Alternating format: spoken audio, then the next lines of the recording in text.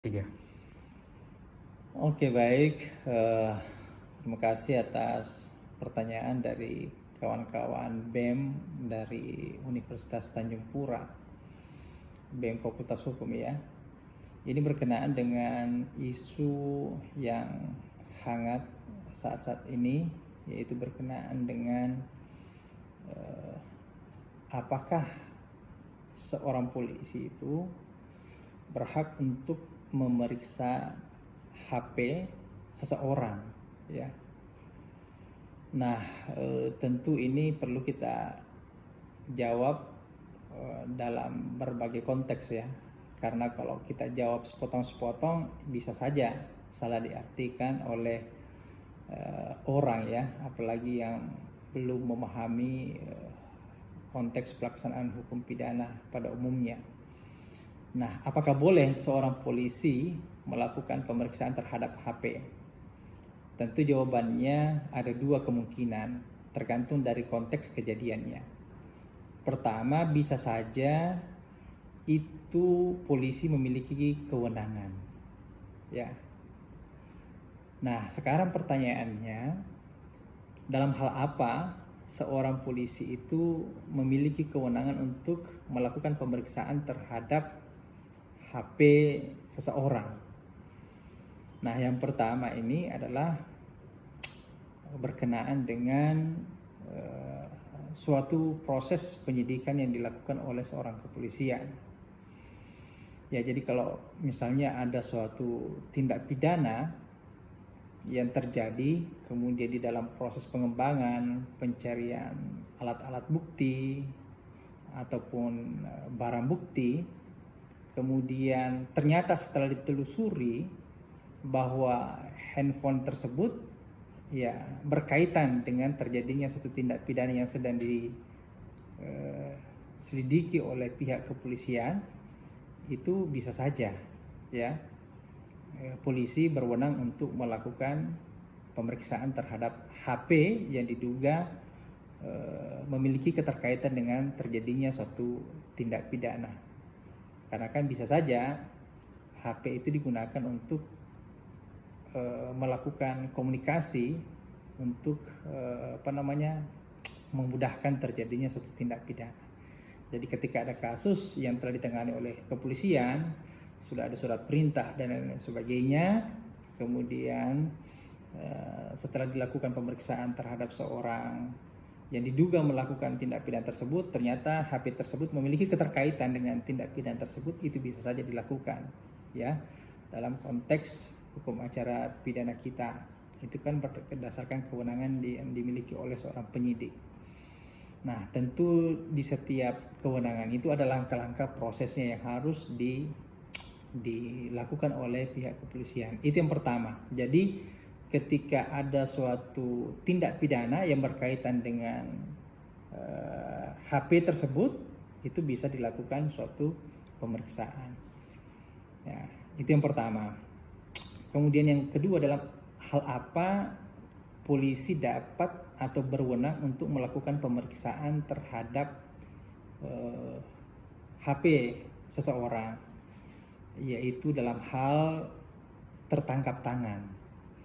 Jadi jika ada seorang polisi misalnya ketika dia melakukan misalnya patroli, kemudian pas ketika melakukan patroli menemukan ada orang yang melakukan suatu tindak pidana, ini kan tertangkap tangan. Anggaplah misalnya ketika patroli tengah jalan tiba-tiba memberhentikan seseorang, kemudian orang itu kedapatan membawa senjata tajam. Ini kan melanggar ketentuan hukum pidana kita. Nah, tentu ini kan tertangkap tangan, perlu ada pengembangan untuk membuktikan tindak pidana yang dilakukan. Bahkan khawatirnya akan terjadi tindak pidana lanjutan, mungkin khawatir akan ada tindakan kekerasan, akan melakukan penyerangan terhadap orang. Nah, sehingga itu dibolehkan ya untuk melakukan pemeriksaan lebih lanjut. Ini sesuai dengan pasal 40 Kitab Undang-Undang Hukum Pidana kita. Nah, berkenaan dengan tadi bolehnya seorang polisi melakukan penggeledahan, itu ya berkenaan dengan kedudukan pasal 32 Kitab Undang-Undang Hukum Pidana kita jika ada kaitannya dengan suatu perbuatan pidana yang telah diselidiki oleh pihak kepolisian. Nah, itu dua. Nah, jawaban kedua, bisa juga pihak kepolisian tidak memiliki kewenangan untuk melakukan pemeriksaan terhadap HP seseorang. Ya, kenapa? Karena itu adalah merupakan hak privasi dari setiap orang, dan negara kita itu menjamin hak-hak privasi dari setiap warga negaranya, dan itu diatur di dalam Undang-Undang Dasar tahun 1945, ya. Itu diatur di dalam pasal 28F, ya. Ada hak dari setiap warga negara untuk menyimpan privasi mereka masing-masing. Nah, tentu pihak kepolisian tidak berhak untuk melakukan pemeriksaan yang berkenaan dengan handphone seseorang yang tidak ada sama sekali alasannya, ya. Apalagi kalau tidak sedang memeriksa atau tidak sedang menangani suatu kasus, ya. Tiba-tiba di tengah jalan ketemu dengan orang, ini saya periksa HP-nya, ini.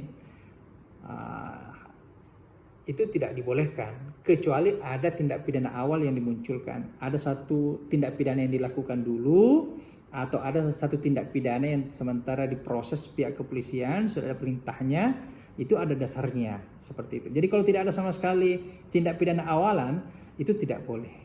Nah, ini yang perlu digarisbawahi. Jadi perlu ada dulu tindak pidana awal, apakah dia dalam artian tertangkap tangan, atau ini adalah merupakan suatu pengembangan kasus untuk mencari alat buktinya. Itu baru boleh berdasarkan pasal 32 Kitab Undang-Undang Hukum Acara Pidana kita dengan pasal 40 Kitab Undang-Undang Hukum Acara Pidana kita. Dan perlu saya ingatkan, setiap tindakan yang berkenaan dengan pelanggaran terhadap hak-hak privasi di dalam penggunaan alat informasi dan teknologi, itu ada ancaman hukumannya. Itu bisa teman-teman lihat di pasal 30 Undang-Undang ITE. Jadi tidak semua orang itu bebas untuk mengakses hak privasi orang di media atau di alat elektronik mereka. Dan itu ada ancaman hukumannya bagi mereka yang mengakses hak privasi seseorang tapi tanpa hak. Itu ancaman hukumannya itu bisa sampai 6 tahun. Bisa teman-teman lihat di pasal 30 sebagai dasar hukumnya, kemudian pasal pemidanaan lebih lanjut dalam Undang-Undang ITE.